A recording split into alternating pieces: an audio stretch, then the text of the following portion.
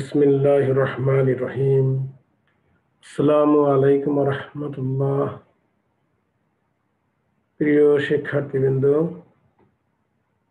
আমি এই মুহূর্তে তোমাদের সামনে হাজির হয়েছি একটি গুরুত্বপূর্ণ বিষয় নিয়ে। তা হলো, অনেকেই আমাকে ফোন করেছো যে অ্যাসাইনমেন্ট কিভাবে লিখবো, অ্যাসাইনমেন্ট দেখার নিয়ম কি। তো এই বিষয়টি তোমাদের জন্য নতুন, তাই বিষয়টি নিয়ম কানুন না জানাই স্বাভাবিক। তো আমি এই ভিডিওর মাধ্যমে তোমাদেরকে অ্যাসাইনমেন্ট সম্পর্কিত যে সমস্যা, কিভাবে অ্যাসাইনমেন্ট লিখতে হয় এবং অ্যাসাইনমেন্টে কি কি বিষয় থাকা দরকার, এই বিষয় নিয়ে আমি এখন তোমাদের এই গুরুত্বপূর্ণ ভিডিওটি এখন উপস্থাপন করব। প্রিয় শিক্ষার্থীবৃন্দ, আমি মোহাম্মদ হিমায়ত হোসেন মোল্লা, সহযোগী অধ্যাপক, হিসাব বিজ্ঞান বিভাগ, রাজবাড়ী সরকারি কলেজ, রাজবাড়ী। প্রিয় শিক্ষার্থীবৃন্দ, আমরা এখন দেখি যে অ্যাসাইনমেন্ট তৈরি করার পূর্বে সেই অ্যাসাইনমেন্টের কি কি বিষয় অন্তর্ভুক্ত হওয়া উচিত এবং কিভাবে সেটা লেখা উচিত। তো আমরা এখন চলে যাচ্ছি মূল আলোচনায়।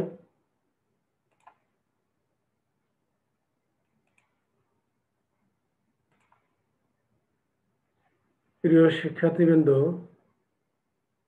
তোমাদেরকে প্রথমে যে বিষয়টি আসতে হবে তা হলো, অ্যাসাইনমেন্টের একটি কভার পেজ থাকে।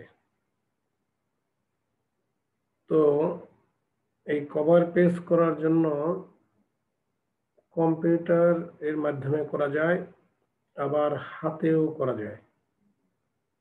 তো আমি তোমাদেরকে বলবো যে যাদের কম্পিউটার আছে তারা এই বিষয়টি কম্পিউটারের মাধ্যমে করবে, কিন্তু যাদের কম্পিউটার নেই তারা হাতে করবে।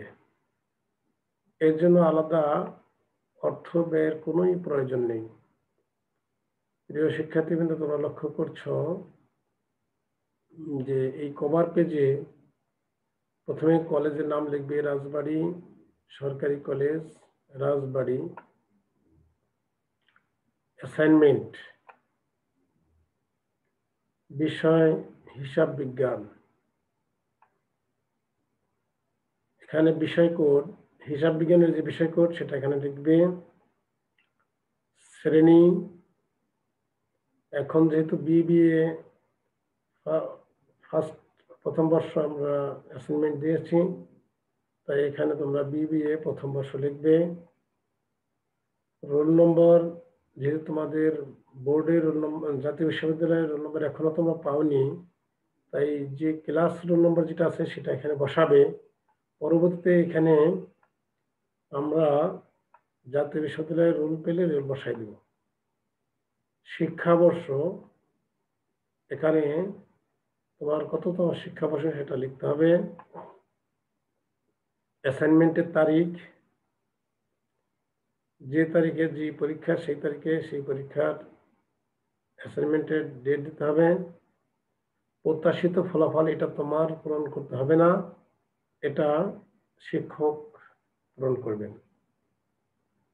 তো প্রিয় শিক্ষার্থীবৃন্দ, তোমরা এখানে অ্যাসাইনমেন্টের কভার পেজ কি হবে তা তোমরা এখন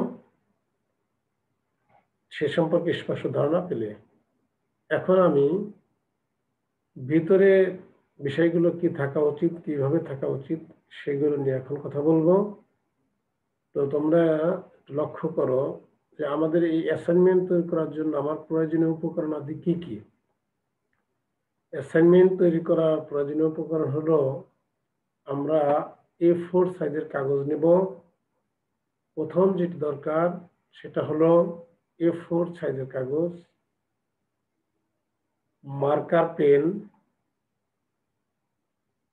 স্কেল, ভালো লেখা হয় এমন বল পেন।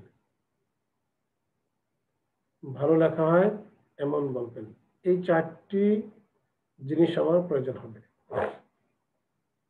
A4 সাইজের কাগজ, মার্কার, পেন, স্কেল, ভালো লেখা হয় এমন বল পেন। তো প্রিয় শিক্ষার্থীবৃন্দ, এই জিনিসগুলো যদি তোমার সামনে থাকে তাহলে এই যে কভার পেজটা এখানে তৈরি করা হয়েছে তা খুব সহজেই তুমি তৈরি করতে পারবে। এই যে কর্নারের যে ডিজাইন করা হয়েছে, এই ডিজাইন এত জরুরি না, তোমাকে কর্নারের ডিজাইন করা লাগবে না। তুমি একটি পেজ নেবে, পেজটি নিয়ে চারদিকে যে বর্ডার আছে এই বর্ডার দিবে, বর্ডার দিয়ে সুন্দর হাতে পরিষ্কারভাবে তুমি এই বিষয়গুলো লিখবে। তাহলে আমি আশা করি যে কভার পেজ সুন্দর হয়ে যাবে। এখন আমি তোমাদেরকে বারবার বলছি যে এর জন্য তুমি কিন্তু কোনো অর্থ ব্যয় করবে না, কারো সহযোগিতা নেবে না এবং কোনো কম্পিউটার ম্যানকে কোনো টাকা দিবে না। যদি কারো বাসায় কম্পিউটার থাকে তাহলে সে করবে, কিন্তু যার বাসায় কম্পিউটার নেই তার এই কম্পিউটারে যে অযথা টাকা ব্যয় করার কোনোই দরকার নেই। প্রিয় শিক্ষার্থীবৃন্দ, আমি তোমাকে বারবার বলছি যে তুমি বাসায় বসে আমি যে উপকরণাদির কথা বললাম সেগুলো নিয়ে A4 সাইজের কাগজ কিনে এরকম সুন্দর বক্স করে এরকম বর্ডার দিয়ে তুমি সুন্দর করে এভাবে লিখবে। আমি এটাই সুন্দরভাবে এটাই আমি আশা করছি এবং এটাই সুন্দর হবে। বরং তুমি অর্থ ব্যয় করে কম্পিউটার থেকে করবে সেটা ভালো হবে না। কিন্তু তুমি নিজে যদি কম্পিউটার জানো এবং নিজের যদি কম্পিউটার থাকে তাহলে নিজে করবে, আমি তার জন্য তোমাকে উৎসাহ দিচ্ছি। কিন্তু তোমার যদি কম্পিউটার না থাকে এবং বাইরে থেকে অর্থ ব্যয় করে এটা করার জন্য কোনো দরকার নেই। প্রিয় শিক্ষার্থীবৃন্দ, এই পর্যায়ে আমরা দেখব যে এখন অ্যাসাইনমেন্ট লেখা নিয়ম। এখন লিখবো আমরা অ্যাসাইনমেন্ট লেখা নিয়ম দেখব। এখানে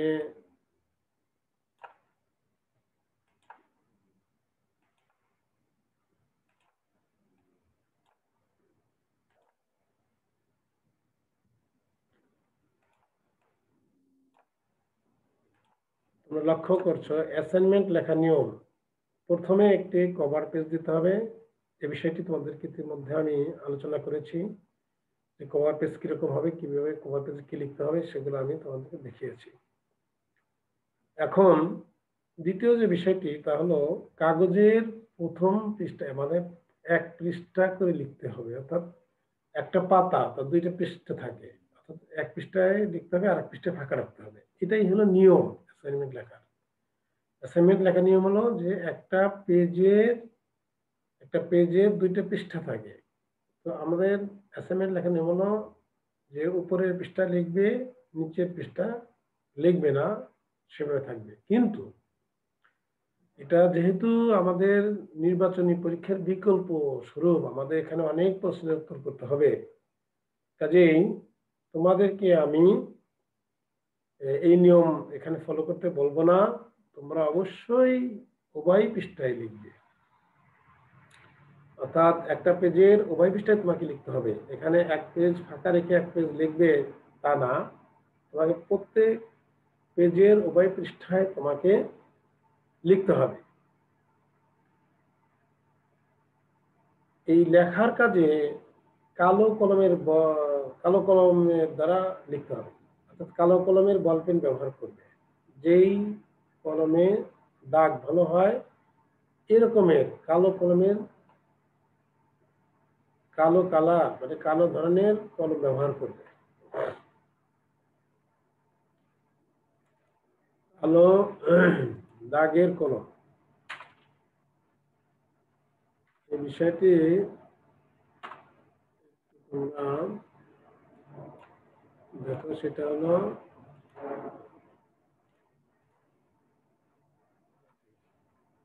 কালো দাগের কলমের দ্বারা, কালো দাগের কলমের দ্বারা লিখতে হবে। আচ্ছা, এরপরে লেখা সুন্দর হতে হবে। লেখা সুন্দর বলতে টাইপ করতে হবে তা না, কিন্তু তোমার হাতের লেখা পরিষ্কার ভাবে লিখতে হবে। তোমার হ্যান্ড রাইটিং দিয়ে তোমাকে লিখতে হবে এবং সেটা যেন সুন্দর হয়। লেখা পরিষ্কার পরিচ্ছন্ন হতে হবে। পরিষ্কার পরিচ্ছন্ন লিখবে, তোমার হাতের লেখা যাই হোক সেটা যেন পরিষ্কার পরিচ্ছন্ন হয়, যেন শিক্ষক সেটাকে বুঝতে পারে। এই অ্যাসাইনমেন্ট লেখার সময় কোনো প্রকার কাটাকাটি করা যাবে না, ভাষা মাজা করা যাবে না, কাটাকাটি করা যাবে না। তবে এগুলোর প্রতি তোমাকে লক্ষ্য করতে হবে। ফাইনালি যখন তোমার এই কাজগুলো কমপ্লিট হয়ে যাবে, তখন সেটাকে স্পাইরাল বা বাধাই করে জমা দিলে ভালো হয়। এখন তুমি যদি মনে করো যে আমার স্পাইরাল করা টাকা খরচ হবে বা বাধাই করা টাকা খরচ হবে, নট নেসেসারি। তুমি যদি সক্ষম হও যেটাকে স্পাইরাল বা বাইন্ডিং করে দিলে ভালো হয়, তোমার যদি সাধ্যের মধ্যে থাকে তাহলে তুমি করবে। আমাদের 6টি পরীক্ষা, 6টি অ্যাসাইনমেন্ট বাধাতে আর কয় টাকা খরচ হবে, কিন্তু তা যদি তোমার জন্য কষ্টের হয়ে যায় তাহলে তুমি তা করবে না। বরং তুমি হাতে বাধাই করলে, তুমি হাতে সুই সুতা দিয়ে সুন্দর করে সেলাই করে জমা দিলেও চলবে। কাজেই আমি আশা করি যে তোমরা অ্যাসাইনমেন্ট কিভাবে করবে সে বিষয়ে স্পষ্ট ধারণা পেয়েছ। এরপরেও যদি কোনো বিষয় নিয়ে তোমাদের কোনো রকমের প্রশ্ন থাকে তাহলে আমাকে তোমরা জানাবে, আমি তার উত্তর দেব। আর একটা বিষয়, অনেকেই বলছো যে অ্যাসাইনমেন্টের প্রশ্ন কিভাবে পাবে। এই বিষয়ের উত্তর হলো, তোমাদের ডিপার্টমেন্টের যে ফেসবুক এডি অ্যাকাউন্টিং, এই ফেসবুকের যে পেজ বা department of accounting BBA honours, এখানে আমি তোমাদের প্রশ্ন আপলোড করব ঠিক 9টার সময়। প্রতিদিন পরীক্ষা 9টার সময় তোমরা প্রশ্ন পেয়ে যাবে। এছাড়াও আমার যে ফেসবুক পেজ রয়েছে হিমায়ত স্যার, সেখানে তোমরা প্রয়োজন মনে করলে সেখানে প্রশ্ন পাবে। তুমি যদি মনে করো যে ফেসবুক পেজে ঢুকতে তোমার সমস্যা হচ্ছে বা তুমি ঢুকতে পারছো না, তুমি সরাসরি হিমায়ত স্যার পেজে ঢুকবা, ঢুকে সেখানেও তুমি এই প্রশ্ন পাবে। কাজে প্রিয় শিক্ষার্থীবৃন্দ, আশা করি তোমরা বিষয়টি বুঝতে সক্ষম হয়েছো। তোমাদের এই ব্যাপারে আর প্রশ্ন নেই। যদি প্রশ্ন থাকে তাহলে তোমরা আমাকে কমেন্ট বক্সে লিখবে, আমি তার জবাব দেব। তো আজকে এখানে রাখছি, পরবর্তীতে আবার তোমাদের সাথে কথা হবে। আজ আর নয়। আল্লাহ হাফেজ, ধন্যবাদ সকলকে।